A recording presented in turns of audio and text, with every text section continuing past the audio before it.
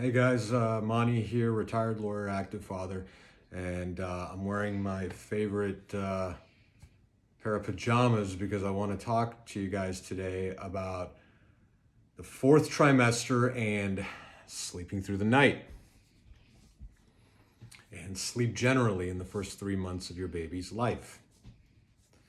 Now, what if I told you that your healthy full-term baby, and those are important qualifiers or caveats, that we're assuming a healthy full-term baby, what if I told you that he'd be sleeping through the night by the end of the second month, if not sooner, and that he'd be ripping off 10 to 12 hours continuously in nighttime sleep by week 12? Well, it's possible, and I know it's possible because that's what happened with our kid. That's what BabyWise says, among all these other books and experts that we've read and listened to. A healthy full-term baby is born with the capacity to achieve 7 to 8 hours of continuous nighttime sleep sometime between weeks 7 and 10, and 10 to 12 hours continuously by week 12. Now, what happened in our case, my son hit 7 to 8 hours in consecutive continuous nighttime sleep or more after he was 10 weeks old. Now, here's the thing. My son was born 2 weeks before the due date.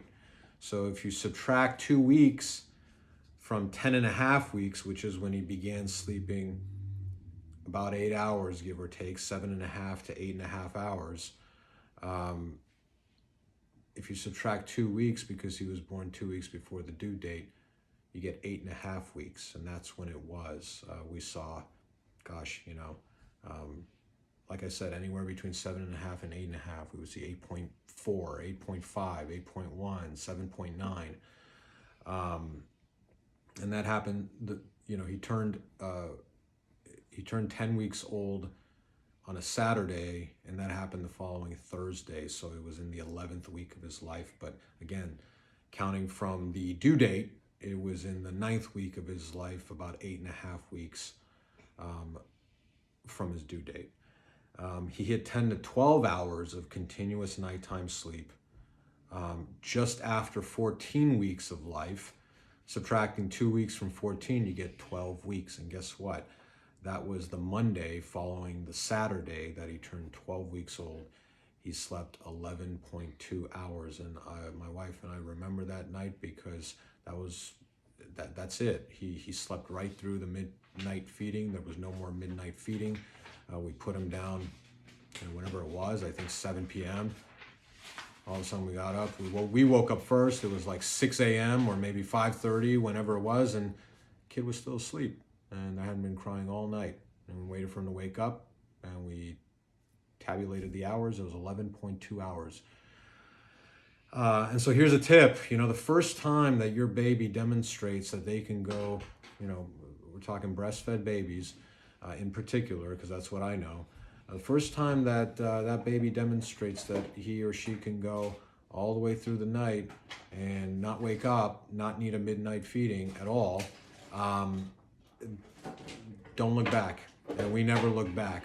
So from that point forward, if there's any other crying during the night other than, gosh, is he hurt, is he sick, or is he whatever, but it's not going to be hunger. And to the extent that there's nighttime waking, again, assuming everything is cool and kosher and healthy, do not feed that baby again in the middle of the night. And we never, ever did.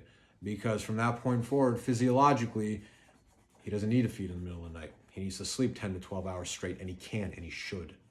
And if you respond to any kind of crying in the middle of the night with a bottle or with food, then that's going to signal to him that that's kind of what we do around here. But in any event, our experience lined up exactly with what BabyWise said. And it was just on target. So I want to read to you what I think is one of the most pivotal passages in this book on becoming BabyWise by Gary Ezzo and Robert Bucknam, MD. I talked about it in the first video. It was the first of 3 books that formed the core of the books that my wife and I read and absorbed and really paid attention to, along with a whole series of other good quality books. But here's what I think is the most meaningful single passage in this entire book, and I just want to read it to you. It says, imagine you're in a coffee shop enjoying a latte, minding your own business on a pleasant afternoon. Your baby's in the car seat at your feet, babbling and playing with its orange teething ring and just smiling and cooing and having a good time. And a stranger walks by and says, oh my, what a precious baby you have, how happy and alert and calm and all that. And you smile appreciatively. But you're not surprised by the kind words, because it says the parents of proponents of the principles of baby-wise feed, wake, sleep cycles, parent-directed feeding based on a 2.5 to 3 hour cycle of feeding, using the clock as a tool, not necessarily as a rigid schedule, and then making full allowance for quality, lengthy naps after full feedings. If you employ all those principles, then words like that won't be a surprise for you. They're a common occurrence for a baby-wise parent, so to speak. What do comments like these have to do with sleep? Everything. When your baby begins to sleep through the night, people will invariably say, you're so lucky, or you've got an easy baby. Neither statement is true. Your baby will be sleeping through the night because you worked hard to help him achieve the gift of nighttime sleep. You deserve credit for your efforts, but do keep this fact in perspective. Training your baby to sleep through the night is not the final goal of parenting, but it does provide a good foundation for everything else that follows. Sleep, or the lack of this precious commodity, is one of the most significant influences on a healthy life. Sleep is critically important during the first year because the human growth hormone is released during deep sleep. And I'll talk to you in a minute about what deep sleep is. Equally important are the quality and quantity of an infant's sleep, because they affect more than just the baby. They also impact the welfare of everyone in the household, making the difference between being a joyful, alert parent or a fatigued one. And on the next page, the book goes on to say that healthy full-term babies are born with the capacity to achieve 7 to 8 hours of continuous nighttime sleep between weeks 7 and 10. So beginning just before the end of the second month of his or her life. How is this possible? Oh, and by the way, if I were to walk you through the Weissbluth book and other books that we've read, Dr. Weissbluth being a preeminent expert on sleep in babies and children in particular, there would be reams of studies to support the proposition that sleep is strongly correlated in babies, infants and children with temperament, and that sleep modulates behavior. Strongly correlated with temperament and modulates behavior. That's science speak for sleep is pivotal in making your baby a happy and healthy baby and a child who is calmer, happier, and better behaved down the road. How do you get there? I'm happy to tell you how I think you can, but it's important for you to understand 3 things first.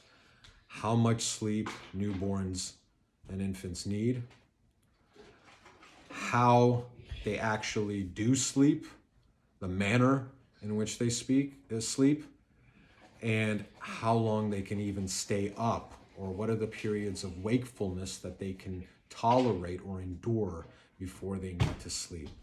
As to the first point, I've said all along, they need to sleep a lot. They just need to sleep around the clock. So in weeks 1 and 2, they need something like 17 to 19 hours of sleep. Weeks 3 to 5, 16 to 18. Weeks 6 to 7, 15 to 18. Weeks 8 to 12, 14 hours to 17 hours. And guess what? Beyond week 12, we're out of the fourth trimester now, you're looking at 14 hours or more of required sleep for the foreseeable future. I mean, for the rest of the first year of this child's life, if he is a human, Homo sapien baby, he will need about 14 hours or more of cumulative sleep during the day. My son, we kept records, believe it or not, up to the time he was 7 months old. And on the day that he turned 7 months old, we stopped keeping track of such metrics. But on that day, he slept 14 and a half hours through his first year of life. I think through the second, maybe the third year of life, because what happens is in or around the end of the first year, certainly in the first half of the second year for most babies, they will have dropped all of their naps at that point except for one. And so they'll still need about one good quality midday nap that lasts about an hour and a half or 2 hours. And then they'll sleep 12 hours at night. At least that's the optimal situation, or at least that's what it was for us. That all of the night's sleep is consolidated into this enormous block of time that they can actually, and they benefit from that deep quality nighttime sleep, and then they just need another 2-hour nap. So which means they have about 10 hours of wakefulness, 14 hours or less or more of sleep. Again, even after their first birthday. So they just need a ton of sleep. And that is just the human condition. That's going to be a biological or physiological fact for most babies. I dare say almost all babies. Obviously, I'm sure there are outliers, but, we're not so very different in those respects. Even as adults, some people can tolerate or get along better with 6 hours of sleep than other people can, even though generally speaking, humans need 7 to 8 hours, give or take, maybe a little more, maybe a little less. That doesn't mean that you can go off 5 hours of sleep and still be productive and running at full tilt. Maybe you can pluck out people out of history here and there that could do it. What was it? Einstein needed 11 hours of sleep according to legend. Thomas Edison could get by on 4 to 5 hours. I don't know. What I do know is at some point, everybody needs to sleep, and you can't possibly get by with less sleep than some kind of a bare minimum. And we're all clustered around the same kind of territory, and I don't think any of us are so very different. How do babies sleep, though? Because they sleep differently than we do, and yet the same way as well. All of us have what are known as sleep cycles, and we go from a cycle of what's called REM sleep or rapid eye movement sleep into periods of what's called deep sleep. And the body cycles through that over the course of the night. I believe these are approximately 1.5 to 2 hour cycles for adults. So I guess that's where 8 hours potentially comes from, is that it's 2 cycles of both, REM sleep and deep sleep.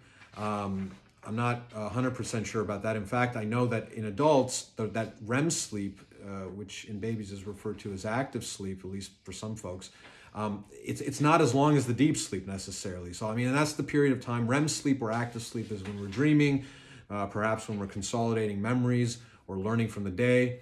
Other things are happening where the brain's kind of like, settling, taking stock, and preparing for the next day.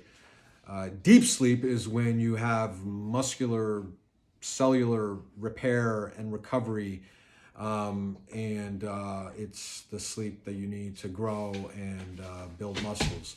Like Baby Wise said in the passage that I read, it's during deep sleep that the body releases, the pituitary gland releases human growth hormone.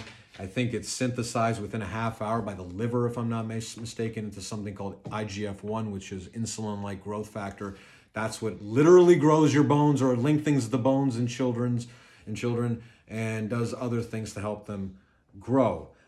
So in babies, though, rather than have it be a 1.5 to 2 hour cycle, These are 30 to 45 minute cycles that alternate. So 50% of a newborn's sleep is active sleep, 50% is what's called quiet sleep. It's not the case after the 4th trimester, I believe. It's not the case down the road for infants, and it's certainly not the case for adults. We don't spend 50% of our time in active or REM sleep. More of it is in that deep or quiet sleep. But that's what newborns do. I think that's where the target of naps being approximately an hour and a half comes from, because that is at least one cycle each of active sleep and quiet sleep. But don't be afraid to let your newborn and your infant sleep longer than an hour and a half ever, unless you're talking about a newborn in the 4th trimester and it's approaching the 4-hour mark from the beginning of the last feeding. You may need to jog your newborn up gently and get them to feed again, so you can kind of keep a good metabolic cycle going where they're feeding at least every 4 hours or less. The target cycle we've been talking about is 2.5 to 3 hours. I guess what I'm saying, and I don't know if I've said it before, but I'm sure I'll say it again, don't wake up your baby right at the 3-hour mark. I wouldn't anyway. But as it gets close to the 4-hour mark, I would consider waking him up. How often did that happen to us? One time. It was about 3 hours, 45 minutes, sometime between 3 hours, 45 minutes and 4 hours.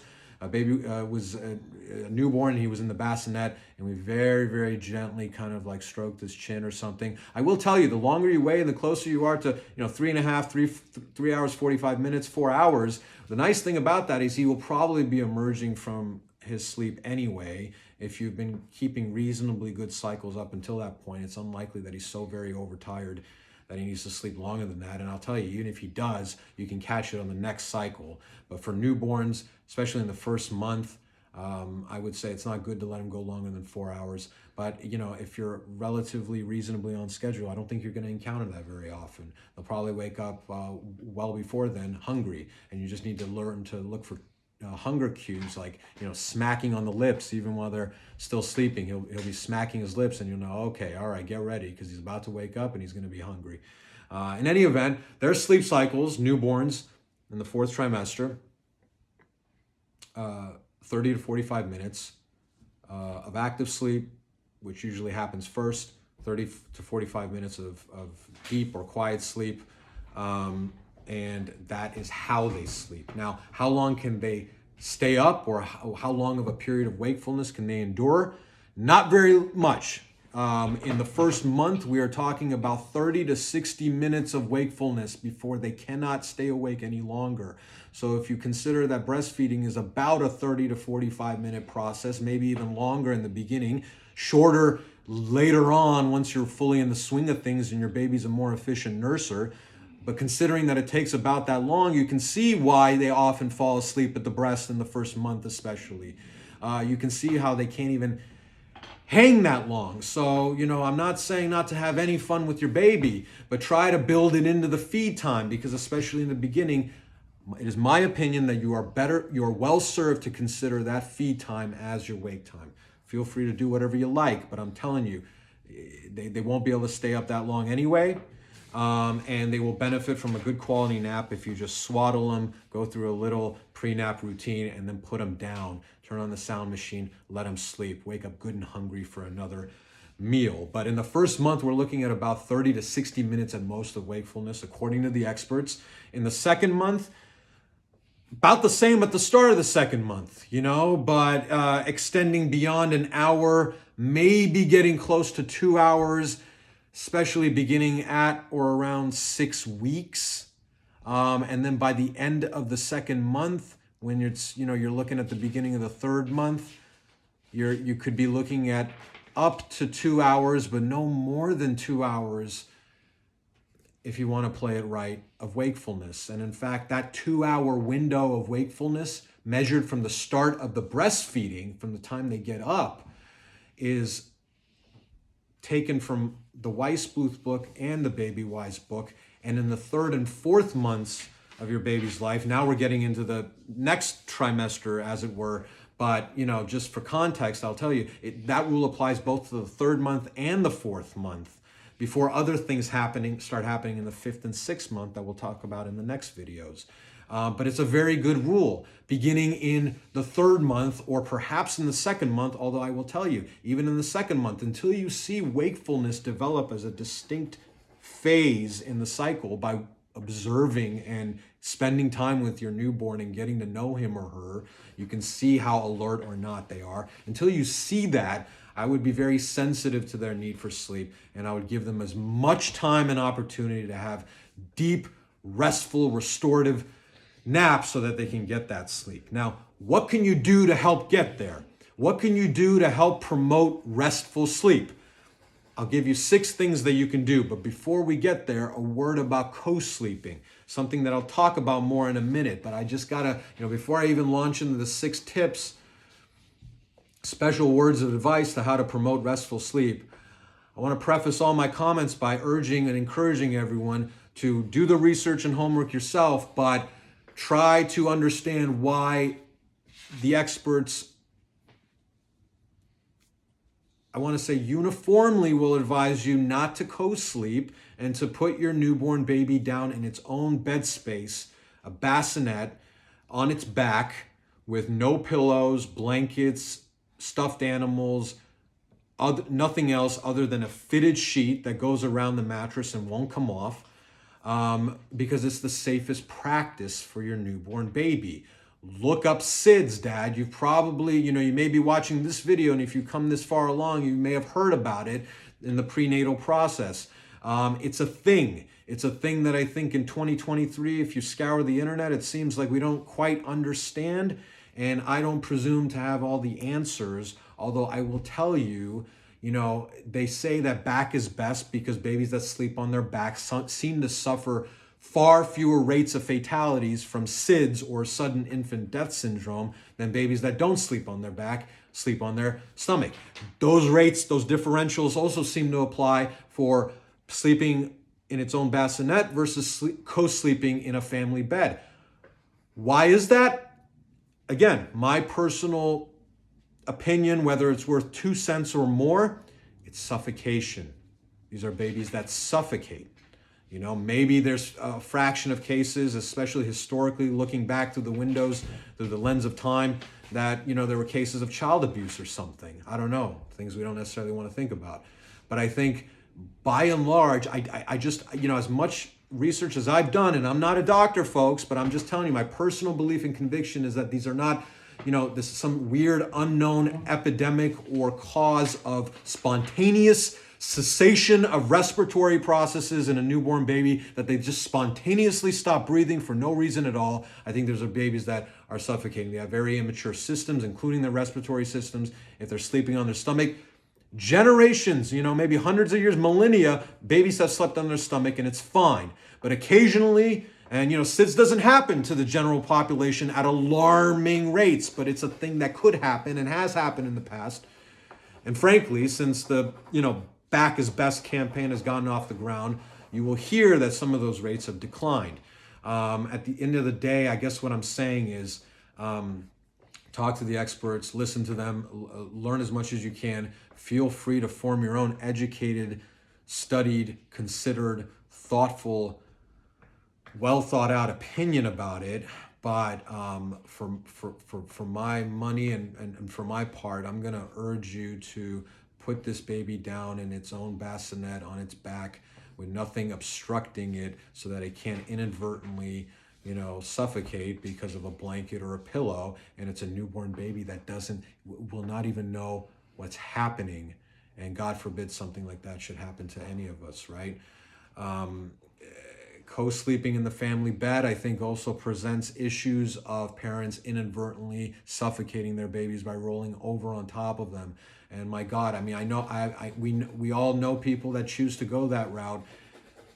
No one can tell you what to do with your newborn, but I just think if you sit with it for a while and really think about it, it's not going to be what you're going to want to do. And you have to at least take the word of experienced parents who will tell you how tired you can be in the 4th trimester, how completely exhausted and tired mom can be, my wife would tell me that she really felt like she was literally going to fall asleep holding the baby, breastfeeding in the middle of the night. And I believed her. And I do believe her. And it's not because she was a bad parent or she wasn't trying very, very hard not to drop that baby. Maybe it's another reason that's a two-person job. Somebody to make sure mom doesn't drop the baby. It's not her fault. We're talking about sleep deprivation on a unusual scale, that if it went on and on for any longer than that, if it was being done purposely, we might call it torture. Okay? We're not designed to subsist and carry on like that for very long. So if a mother with the best of intentions can fall asleep and drop her breastfeeding baby on the floor, then you can roll over on your baby in the middle of the night when you're exhausted and sleepy. And it's a newborn baby, and I just don't know if you're literally sharing the family bed, the baby's in the bed asleep with you, how you can really be sure. And ask yourself how well you're going to sleep if something like that is gnawing at you all through the night. So don't do it. If you need to sleep in the same room with the baby, that's great. We did that for the early going. The bassinet was in the living room. We set up a command center, L or U-shaped sofa around the bassinet, and mom and I basically slept there, or at least I slept there during my shift, 2 a.m. to 8 a.m. Mom slept there more or less throughout. Fine, you can do that. If you want to have a co-sleeping thing, whether it's a bassinet or some kind of a co-sleeper that you affix to your bed, but at least the baby has its own bed space, do that.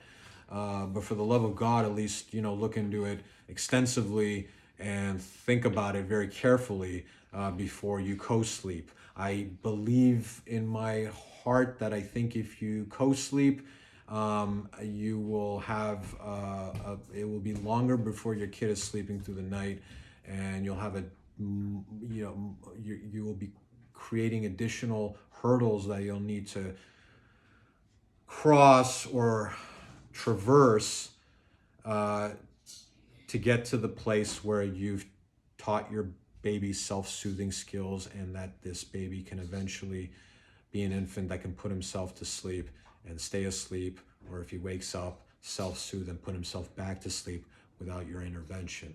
And believe me, it can happen. My infant son we would see it on the monitor. He would stir, he would get up, he would even sit up. He would kind of sit calmly for a moment or two, maybe even a minute or more, I don't know. And then literally this baby would just put his head down, calm, relaxed, put himself back to sleep.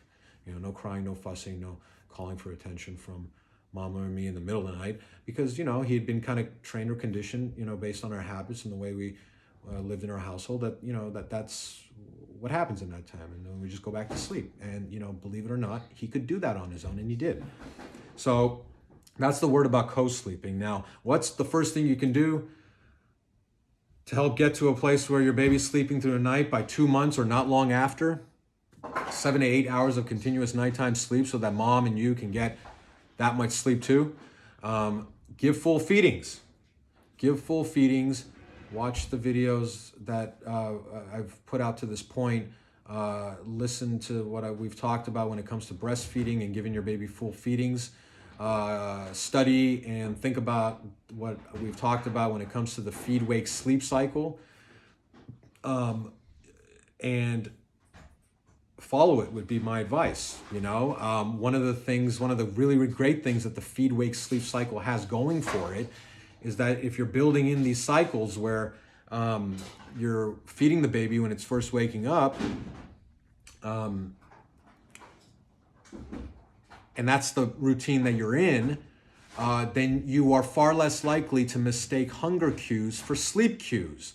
And the Secrets of a Baby Whisperer book, for example, I'm sure others will say the hunger cue and the hunger cry and the sleep cry are the two types of newborn cries that are most often mistaken for each other or confused with each other. So think about that.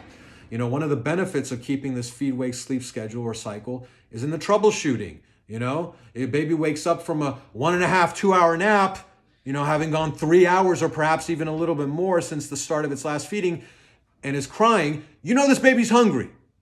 This baby's not tired. You know, especially imagine you've been keeping track of the sleep and you know more or less, you know, it's not overtired, it's not trying to work off some kind of a sleep deficit. You know, it's more or less rested. It just needed to sleep. It's gotten the sleep it's needed.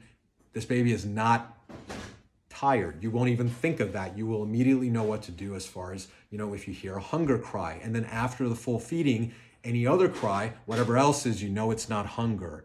And after watching the clock and watching your baby for the sleep cues, and you know your baby maybe by that point, you know, an hour has gone by, let's say, for a 1 month old or 6 week old or whatever, you know, hour 15, maybe hour 30, you start seeing the sleep cues that we're going to get to in a second. You know this baby's going to go down. If the baby starts to cry, which I'll teach you in a second, you know, how to try to reduce the crying completely, because believe it or not, you can put a baby down where you will not hear any crying. We had cycles in the beginning. Not all day long. I mean, crying is unavoidable because you're never going to be able to respond with perfect synchronization and timing. But we had cycles where from start to finish, this baby did not need to cry or fuss. And we put him down and he went right to sleep. Crying is actually a lagging indicator of sleep, not a leading indicator. And we're going to talk about that. But the first thing you can do is give full feedings and try to follow a feed-wake-sleep cycle. The second thing you can do is start as you mean to go on. Start as you mean to go on. That, I think, is a catchphrase from the Secrets of a Baby Whisperer book. And it's one of the most profound, best pieces of advice that we got out of that book. It applies to a lot of things, but it applies to baby sleep, in particular, naps. Start as you mean to go on. I'll probably repeat that from time to time. Maybe I'll repeat it a lot. It's profound. Keep thinking about it. What it means essentially is if you don't see yourself or you don't want to be doing something at 3 months or 6 months or 9 months or 12 months or 18 months or 24 months, don't do it now.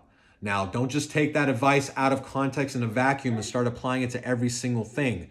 But just think about it. If you don't want your 6-month-old or 9-month-old or 12-month-old to be napping in your arms in the chair all the time, and by the way, when he's 18 months old, you know, our son grew pretty well, and at some point he was a big boy. You know, it was hard for grandma to hold him in her lap, and then he would, let's say, fall asleep and then lift him up and put him in the crib. Well, if you don't want to be doing that, and rest assured, take my word for it, as much as you love your baby and as cute as they are, you are not going to be wanting to do that all the time, then start as you mean to go on.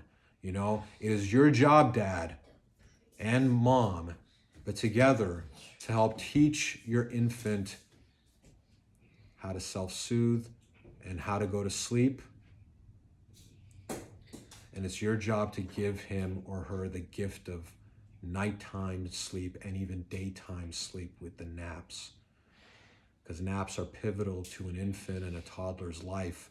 They help them make it through the day so that they can get to that nighttime sleep because they can't stay up all day like we can. Start as you mean to go on. What does that mean? Our personal opinion, my advice would be don't nurse to sleep. You know, Dr. Weissblut says, well, it's okay. You know, he in the edition of the book that we read, he didn't really look askance or he wasn't really critical of nursing to sleep. You know, you do whatever you think is best. But I like the idea of nursing to feed, using other methods to self-soothe or to soothe the baby after that. And it's not like he won't get plenty of time at the breast or the nipple and it is very soothing for newborns to do that, to suckle. But he'll get plenty of that. I wouldn't nurse to sleep. I especially wouldn't get in the habit of, you know, just, hey guys, I had to stop recording, and so I'm picking up later where I left off. But what I was saying was that what you definitely don't want to do is get into the habit of inverting the feed-wake-sleep cycle, turning it into a wake-feed-sleep cycle where the baby nurses to sleep, things aren't as structured, and so, you know, you think the baby's hungry, you put him to the breast, he's nursing, but then he falls asleep while he's nursing because it's so comforting and soothing for them to be doing that, and then you think, well, just let him sleep anyway, so he doesn't get a full feeding, he doesn't get the hind milk in addition to the fore milk that we talked about in the last video. And then he wakes up and it's not, maybe he doesn't sleep as long because he doesn't have a full tummy. And then when he gets up, it's going to be more difficult to ascertain whether the baby's cries are hunger cries or tired, cranky cries, and it's just not going to be as clean and good of a process for you. It's going to be harder for you to troubleshoot your baby, and I don't think it's going to be, the optimal lifestyle, I guess, even for a newborn, that it would be if you were to do feed, wake, sleep. So that's why I say don't nurse to sleep. For the similar reasons, don't co-sleep. In addition to the reasons we talked about, not co-sleeping because of the risk of SIDS, but start as you mean to go on. If you don't want to be co-sleeping with your 1-year-old or your 2-year-old, you don't envision that, you don't think that's how all of you are going to get the best night's sleep, then don't do it now, on top of the more serious risk of, even death or injury to a newborn from sharing the family bed. There's another reason why you don't want to co-sleep. It's because motionless sleep is the best sleep for everybody, I would submit, but we're talking about newborns in particular. Motionless sleep is the best kind of sleep.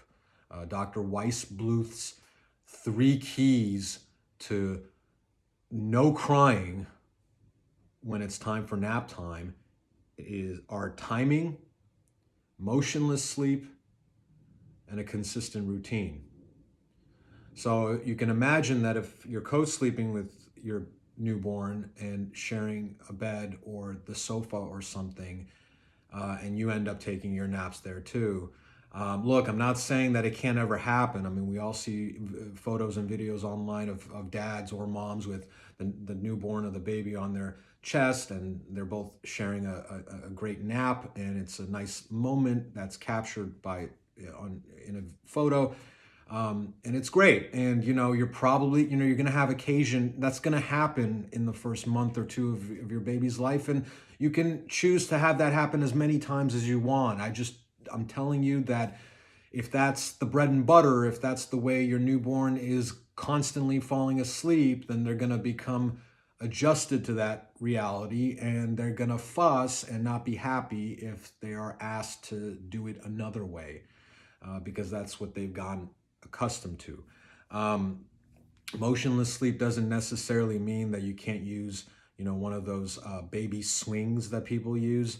We didn't use it. I think Dr. Weissbluth's point isn't motionless in the sense that, the baby may not be bobbing and swaying gently. The idea is that the baby himself, it's like, imagine being in a hammock where you're swinging from side to side, but you're not moving. Your body isn't moving, and there isn't another large body next to you that's moving, that's, causing shifts in the balance of the mattress, and, even waking you up from your sleep when this other body next to you is moving.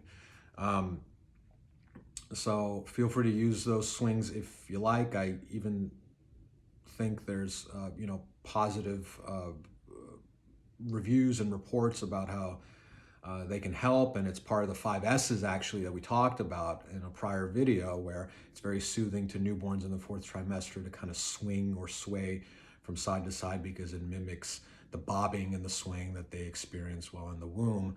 I would just say that as far as they are concerned, when they're in the swing, they're not going to be moving around, and the swinging should be somewhat gentle or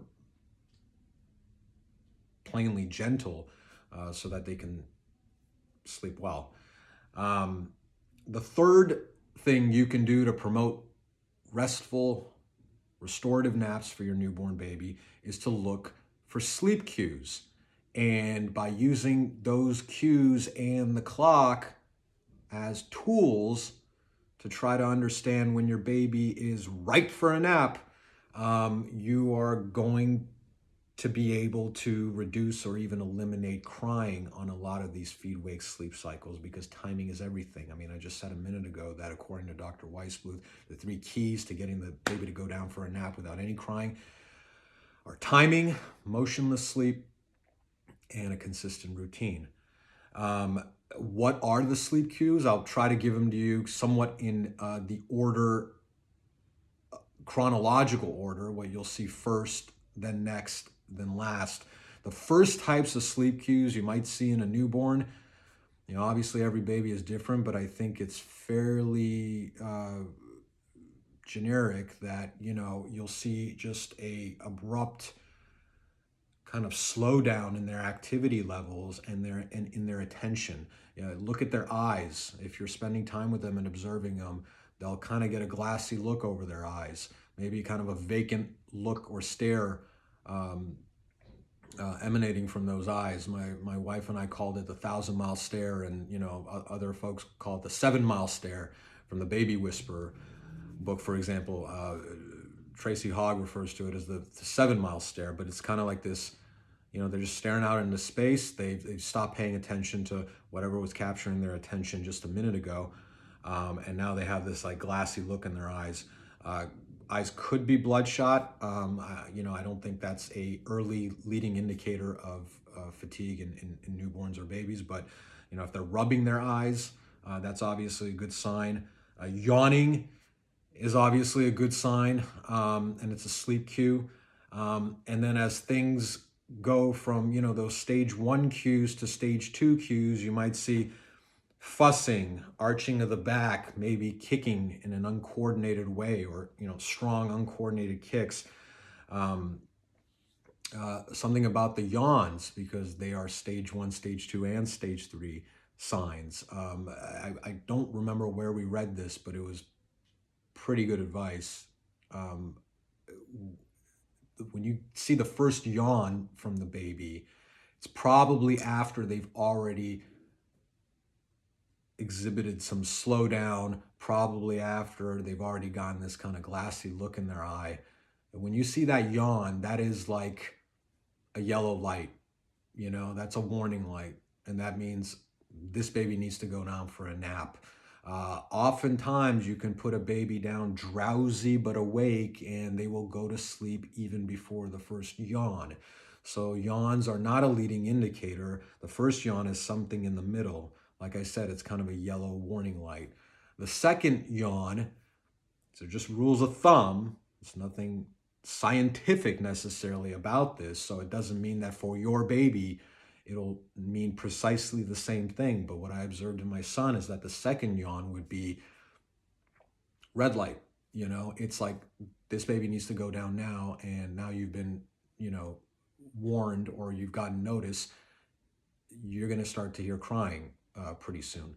And then if you wait for the third yawn, he's going to be crying. And then, when the newborn's crying, it just gets progressively worse the longer you wait to put this baby down. In the beginning, it's fine. I mean, like I've said before, you're never going to be able to synchronize everything perfectly around the clock so that there's never, ever any crying. But at the first sign of crying, you may need to soothe this baby a little bit more, swaddle him, employ the 5 S's, do some shushing in the ear, just soothe him to get him to settle down and relax so he can go to sleep. If you wait beyond that, the crying will get more, it'll get louder. The baby will be more desperate, more overly stimulated and overly fatigued or overtired, and it will just become progressively harder to soothe the baby and get him down for his nap. But look for those cues. I think I mentioned in one of the first videos that tugging on the ears could be a sign of, he's tired and ready for a nap. Turning the head side to side, turning away from, the activity, it could be a sign that the baby just wants a change of scenery and wants to do something else. But if you're looking at the clock and you think the time is about right, it could also be a sign that your baby is tired and ready for a nap. Look for those sleep cues. Pay close attention to your baby as much as you can, and you'll probably be able to detect the first sign of sleep cues before you even get the first yawn. And then the baby will be swaddled, and you'll be making preparations for a good nap. The fourth point, the next thing you can do to try to promote restful sleep and good naps in your newborn is to try to do a mini routine for each nap. This doesn't need to be an elaborate production. The routine can simply be, it could be as simple as swaddling the baby and singing in a little song, a little ditty, or saying a few words in a sing-along type voice about how it's time to sleep, my love, and saying something about how it's time to sleep. Not that they can understand the word sleep, but it's never too early to introduce it. Over time, the more they hear it, they still won't know what it means, but they'll know that when they hear that sound, that utterance, they'll begin to associate it with nap times, and that's not a bad thing. I think what I remember doing in our household was, we would swaddle him, we would close the blinds in the house and turn off the lights, even if it's daytime, just to darken the house a little bit, at least in the living room where his bassinet was, and just to kind of set the mood, create conditions that would later make more sense to him when the baby is able to distinguish between day and night, which they'll begin to do after the first month. 4 to 6 weeks is when their day-night organization kind of falls into place. But even in the beginning, when they see those kind of optic changes or sense them or perceive them in some way, and when they hear you whispering or singing in their ear a short little lullaby about how it's time to sleep, these are all like, it's just a mini routine. And consistency is the key. It's just by doing the same thing over and over every single time, more or less in the same way, in the same order. It helps your baby understand what to expect next and what is supposed to happen next. And then you allow just their own internal natural biological rhythms and their natural biological need for sleep to take over. And it'll help promote good naps that way. Whatever your mini routine is, keep it brief, obviously, in the first month, in this first trimester that we're talking about, because their wake times are so abbreviated. But think about what you want to do and just do it. The next item or point is this is number 5, try to put the baby down drowsy but awake. Think about that phrase and maybe repeat it to yourself, because drowsy but awake, it means to try to begin to train your baby to soothe himself to sleep, to understand that it's okay to fall asleep, it's okay to close your eyes and go to sleep. You always wake up and mommy and daddy are always there. Just to begin to do that, even in the very first month, I think it's worthwhile to try to put the baby down drowsy but awake. And the better you get at understanding the sleep cues and the timing of these naps, the easier it'll be to try to swaddle him, go through the mini routine, and still put him down in his bassinet, drowsy but awake. Does that mean that that's going to happen every time? No. I'll tell you that we didn't really make a concerted effort to put our son down drowsy but awake until the second month. In the first month, we didn't really, we tried to do it here and there as best we could. I think it's worthwhile to give it a shot every cycle, to be honest with you. I'm just telling you that we didn't. We waited. It was, I think, in the second month where we thought, in the interest of just sleep training, as we go along from here, we should start to do it because we felt more comfortable at that point. I think you can probably start to do it in the first month. I don't really see a difference. The only difference is that, you may have a hard time putting a newborn in the first month down drowsy but awake because they just pass out and they're asleep constantly. I want to tell you that that's okay. If you're soothing them and they fall asleep and they're no longer awake, that's okay. You can put the baby down in the bassinet that way. If you're holding him in your arms for a little bit of cuddling before you put him down for a nap and he falls asleep there, that's okay too. It doesn't mean that it's bad or wrong that the baby, that the newborn falls asleep and wasn't put down drowsy but awake. I'm just telling you that if you were in the habit of trying to do that, as much as each and every time, it would just align with your interests and your purpose down the road, and it would make your job easier when the baby is 2 months old, 3 months old, 4 months old, when you're really doing some nighttime sleep training and daytime nap training as well. Your baby will already kind of understand these things because they've been grown accustomed to it. Remember that you are programming this baby from day one. That's basically what you're doing, and there's nothing wrong with that. That's actually a very good thing because they come into the world, they're a blank slate and they don't know anything.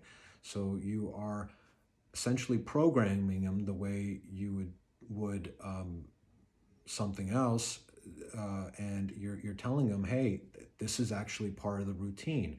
You get swaddled, you get sung a song, and then you go down the bassinet, and the baby, the last thing that it kind of remembers is that it's on its back in the bassinet. It sees your smiling face in front of its eyes, telling him that can't wait to see you when you wake up, and I'm gonna have kisses for you, or whatever you like to say, and then you walk away. You know, you turn on that sound machine or white noise machine. You've already darkened the room, and you let the baby go to sleep.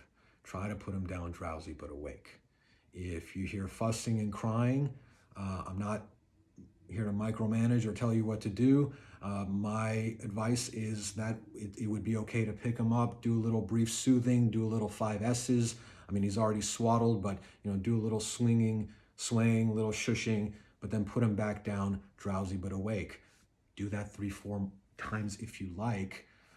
Even that process in itself, it'll over time begin to, drive the point home that we go down in our bassinet or in our beds when it's time to sleep. Alternatively, you could just let the baby fuss and cry for what'll probably be no more than a couple minutes or so before the avalanche wave of sleep overtakes them, and they'll fall asleep on their own. There is nothing wrong with a newborn baby crying for a minute or two or even longer, assuming that it's just fussiness and that they need a good nap.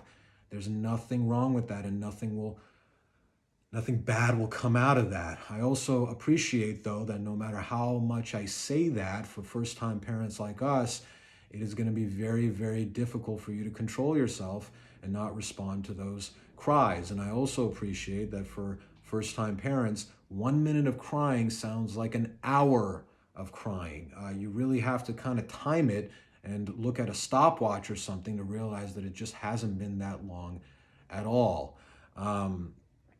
We're talking about the fourth trimester here, but something that Weissbluth says, I think either for a 3-month-old or maybe a 3 to 6-month-old, but I think it has equal application to the first 3 months. But I think he was dealing with a slightly older baby when he said, look, if you put your baby down for a nap and you hear loud crying for 3 minutes and then quiet crying for another 3 minutes or fussing, and then he goes to sleep for an hour or more, gets a good quality nap, well, that's an hour or an hour and a half nap that you might have deprived him of if you had responded to those cries and interfered with or gotten in the way of that sleep reflex. Because when the baby sees mommy or daddy again, it's stimulating to them, and they're going to fight the need to sleep because they'd rather look at your face or spend time with you. But try to put the baby down drowsy but awake. As you get more comfortable, through the first month and into the second month, try to do it more and more often.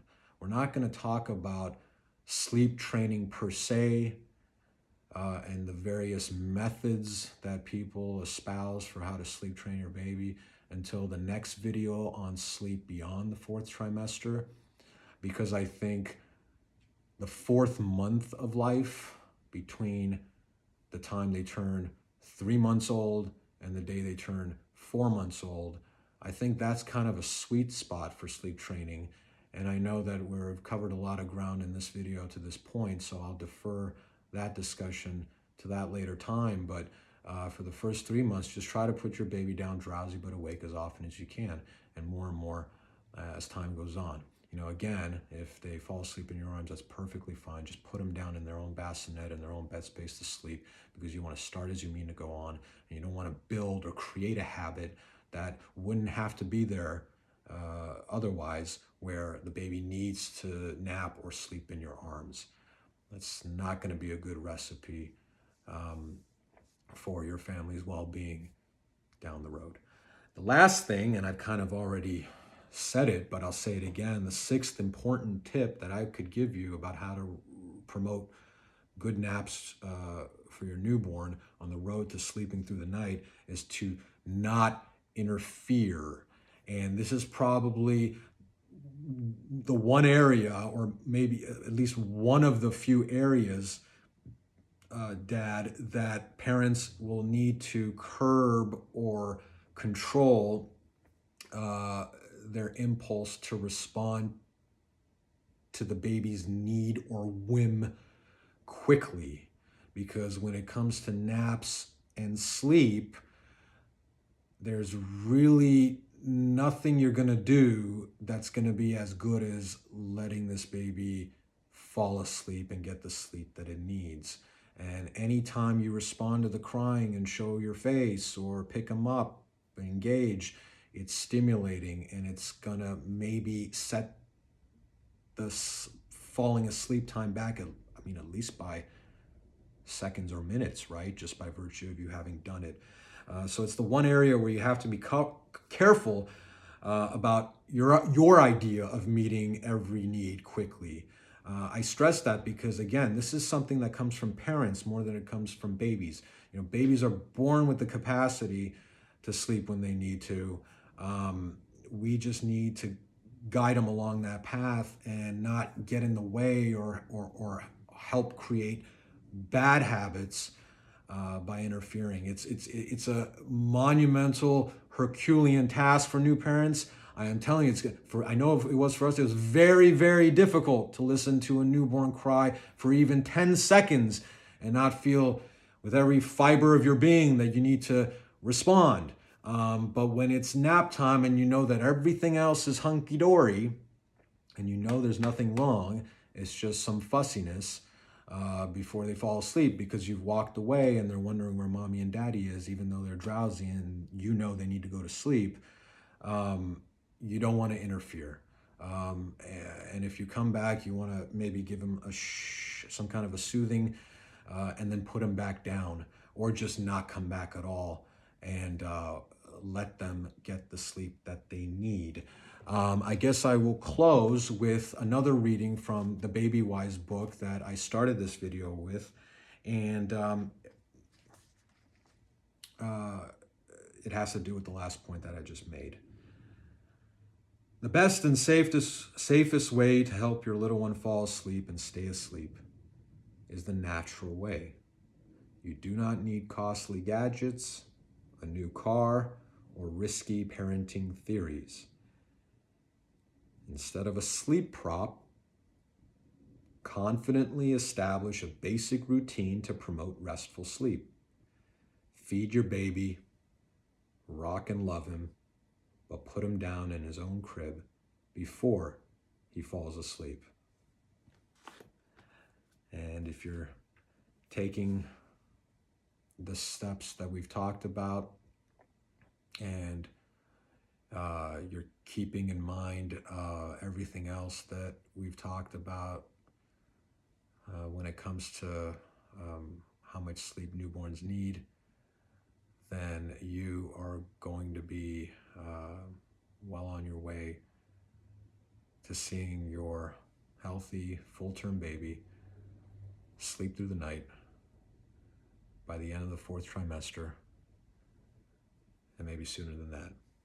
Let me know if you have any questions as always, and take care. See you next time.